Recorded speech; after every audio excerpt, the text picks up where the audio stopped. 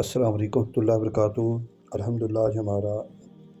درس مثنوی شریف کے تیسرے حصے سے سوال و جواب کا جو سوال آئے اس میں کہ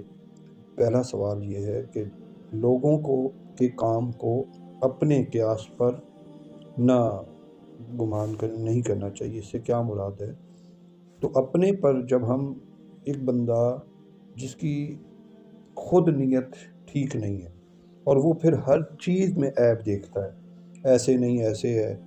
اور دیکھیے لوگوں کے کاموں کو جانچنا میرا اور آپ کا کام نہیں ہے، یہ فیصلہ وہ کرے جو مالک۔ آج افسوس کے ساتھ ہم اگر کسی کو بے نمازی دیکھتے ہیں تو اس پہ کفر کے فتوے، اور اسی لیے میرا اور آپ کا کام اپنے آپ کو ٹھیک کرنا ہے، دوسروں کی اصلاح۔ وہ جو ہم اگر کسی کو دعوت دے سکتے ہیں تو دیں گے، لیکن اس کے دل کو بدلنا اللہ کا کام ہے۔ اور صوفیاء کا تو درس یہی ہوتا ہے کہ برے بندے نوں لپن ٹریا برا لبیانہ کوئی، جد اپنے اندر جھاتی پائی میں تو برا نہ کوئی۔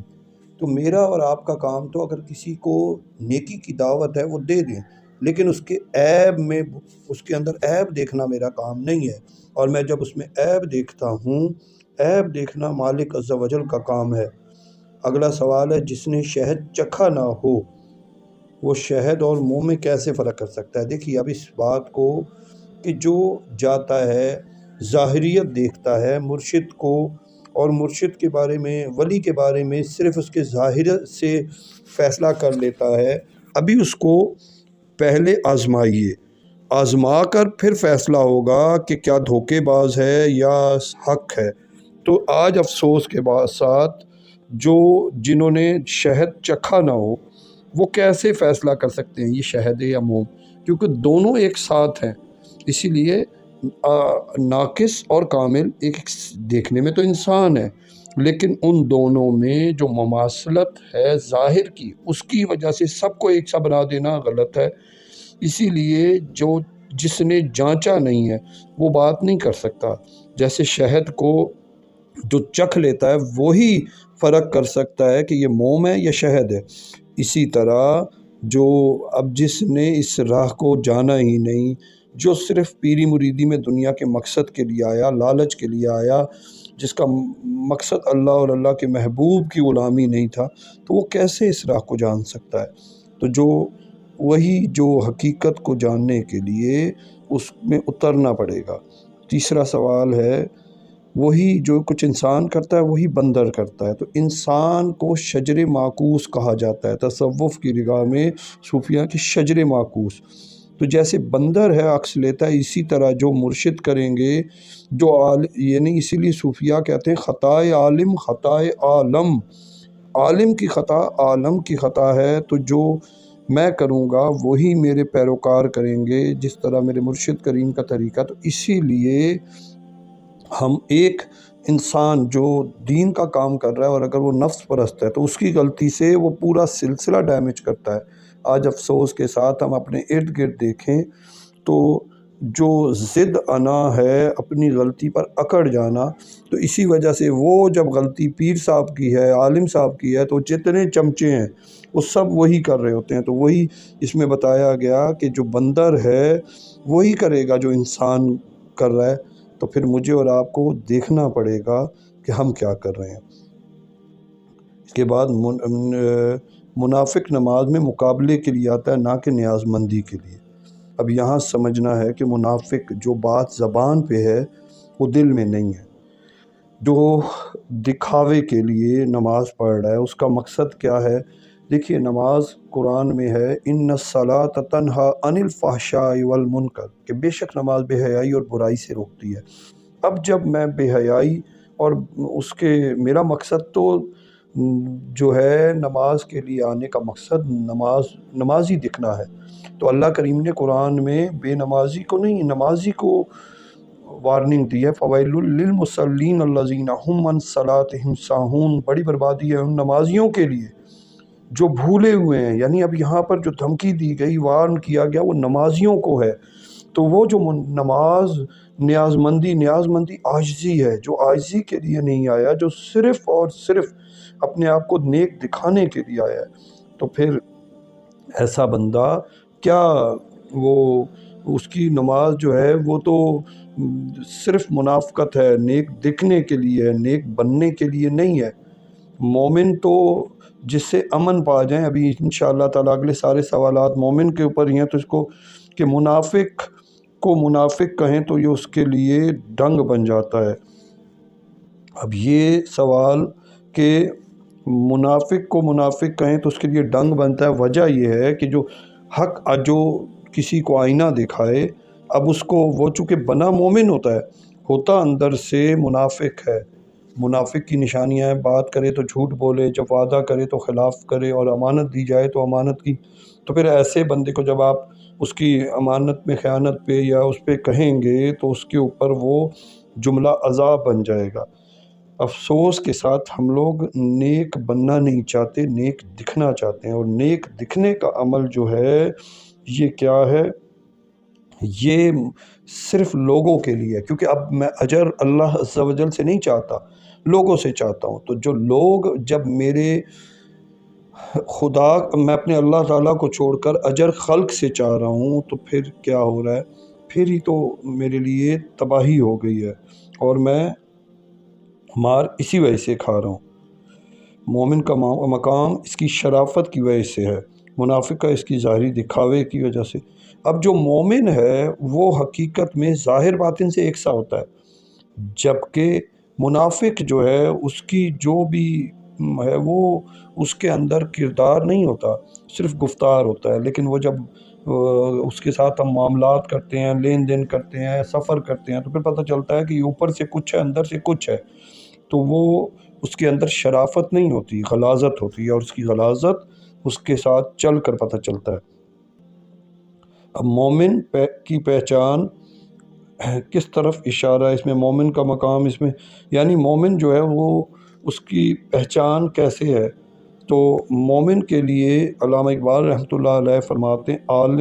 عالم فقط مومن جانباز کی میراث، مومن نہیں جو صاحب ادراک نہیں ہے۔ ہاتھ ہے اللہ کا بندہ مومن کا ہاتھ، غالب و کار آفریں کار کشا کار ساز، کوئی اندازہ کر سکتا ہے اس کے زور بازو کا، نگاہ مرد مومن سے بدل جاتی ہیں تقدیریں۔ انسان کامل یا مرد مومن کی زندگی جو اللہ کریم کے بتائے ہوئے قوانین کے مطابق ہے، اس کی فطرت کی جو اس کے زندگی میں جو بھی کام ہے وہ خالصتاً اللہ عز و جل کے لیے اور اس کی محبوب نبی صلی اللہ علیہ وسلم کی اتباع میں ہوگا،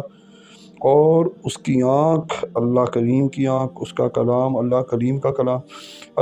کلام، یعنی وہ کوئی کام بھی اللہ کریم کے بغیر نہیں کرتا، اس کی زندگی اللہ کریم کے بتائے ہوئے راستے پر ہوتی ہے۔ تو وہ اقبال نے فرماتا ہے، ہر لحظہ ہے مومن کی نئی آن نئی شان، گفتار میں کردار میں اللہ کی ہے برہان۔ تو جو مومن ہے وہ اللہ کی نشانی بن جاتا ہے۔ اور اگلا سوال ہے کہ سمندر وہ جس کے پانی کو لوح محفوظ یعنی ذاتی باری تھا، یعنی اب یہاں جو مومن کی جو اگلی نشانی ہے نا کہ گفتار میں کردار میں اللہ کی ہے برہان، تو مومن وہ کہ جس کے زبان سے نکلے ہوئے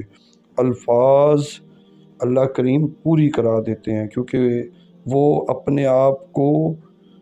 اللہ کی رضا میں ختم کر چکا ہوتا ہے۔ تو جب وہ ختم کر دیتا ہے تو اس کو یعنی اس کی نگاہ جو ہے وہ اس کی نگاہ لوح محفوظ تک جا رہی ہوتی ہے۔ اگلا سوال ہے، کائنات میں میٹھا اور شور دریا ساتھ ساتھ رواں ہیں، ان کے درمیان ایک آڑ ہے اور مومن ایک دوسرے پہ نہیں چڑھتے، جان لیں یہ دونوں ایک سے ہیں۔ کہ اب یہ جو ایک ساتھ شور بھی ہے دریا میں اور اس میں میٹھا پانی بھی ہے، انسان کو اگر آپ دیکھیے گا، انسان جو ہے فَأَلْهَمَهَا فُجُورَهَا وَتَقْوَاهَا، انسان میں دونوں چیزیں ہیں۔ یہاں پر اشارہ انسان میں شور بھی ہے اور میٹھا بھی ہے۔ اب جب اس میں روح کا رنگ چڑھتا ہے تو وہ روح والا اس کے خیر سے خیر منتقل ہوتی ہے، جبکہ شر والا جو ہے اس میں بھی یعنی انسان خیر اور شر کا مجموعہ ہے، اور جب خیر اور شر کا ظہور ہوتا ہے تو اپنا آپ ظاہر کر دیتا ہے۔ ایک ساتھ دونوں ہیں، جو انسان کے اندر خیر اور شر دونوں موجود ہیں، لیکن ایک ساتھ میں ظہور کس کا ہوتا ہے یہ اہم ہے۔ سالک، اگلا سوال ہے، سالک کا مقصد تو صفات سے آگے یعنی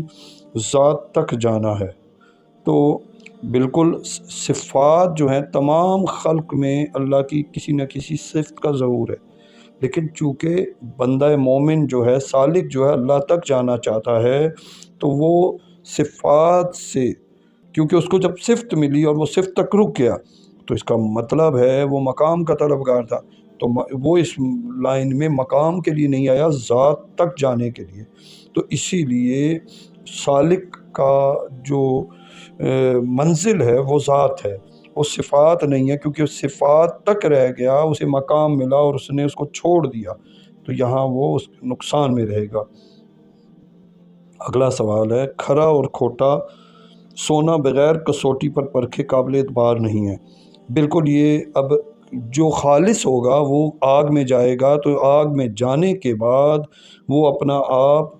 قائم رکھے گا، جبکہ جو کھوٹا ہے وہ پگھل جائے گا۔ اللہ کریم قرآن میں فرماتے ہیں وَلَا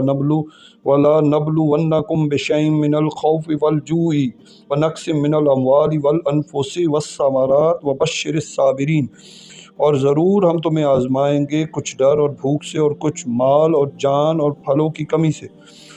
اور خوشخبری سنائے ان صبر والوں کو، وہ اپنے عاشقوں کو مختلف طریقوں سے آزماتا ہے۔